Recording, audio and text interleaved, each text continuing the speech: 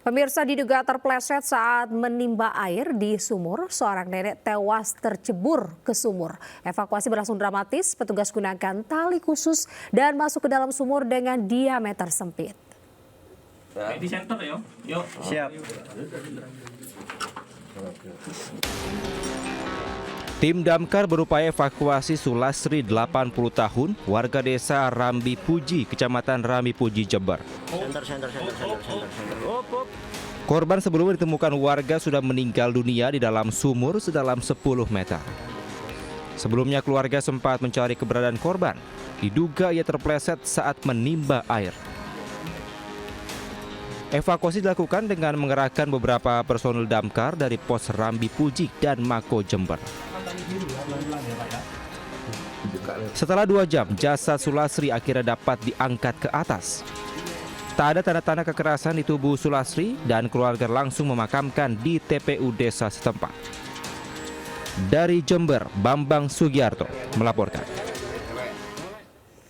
Pemirsa, bangunan sekolah dasar negeri di Tulung Agung rusak tertimbun tanah longsor. Beruntung tidak ada korban jiwa dalam peristiwa tersebut, namun 3 ruangan beserta dokumen dan juga buku di dalamnya rusak tertimbun material longsor.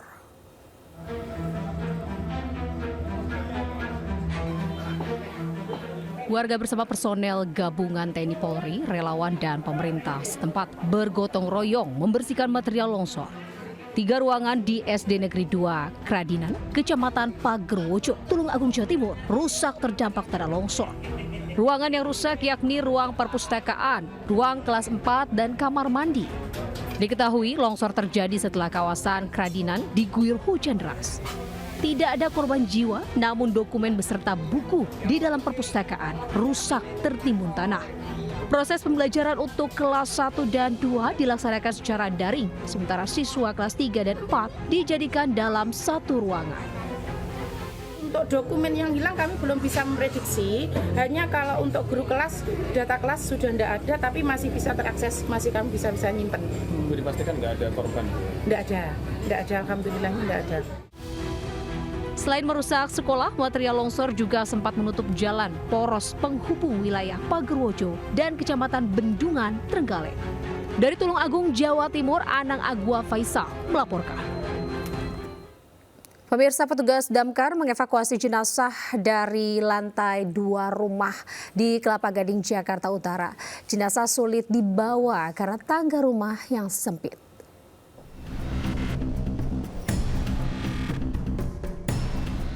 Petugas Suku Dinas Pemadam Kebakaran dan Penyelamatan Sektor Kelapa Gading mengevakuasi jenazah seorang pria dari lantai 2 rumahnya.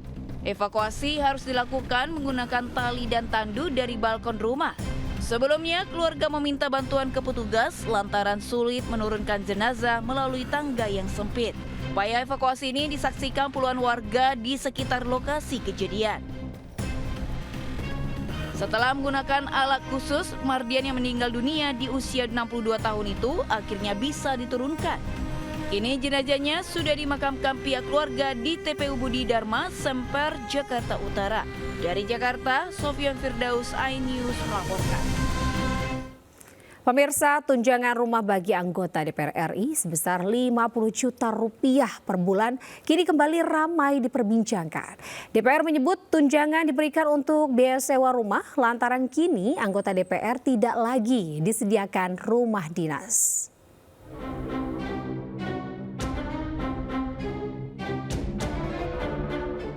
Tunjangan perumahan untuk anggota DPR RI sebesar 50 juta rupiah per bulan yang telah berlaku sejak Oktober 2024 lalu kini kembali mencuat dan menuai polemik. DPR mengatakan tunjangan diberikan sebagai pengganti rumah dinas yang sebelumnya pernah disediakan kini sudah ditiadakan. DPR juga menilai tunjangan rumah dinas senilai 50 juta rupiah setiap bulannya sudah sebanding dengan rata-rata harga sewa rumah di kawasan Senayan, Jakarta.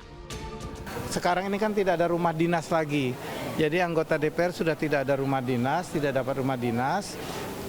Hitungannya memang kalau mereka ngontrak rumah atau kos saja, ruangan 4x6 begitu, dengan kamar mandinya itu kan kurang lebih di dekat-dekat Senayan ini 3 juta per bulan.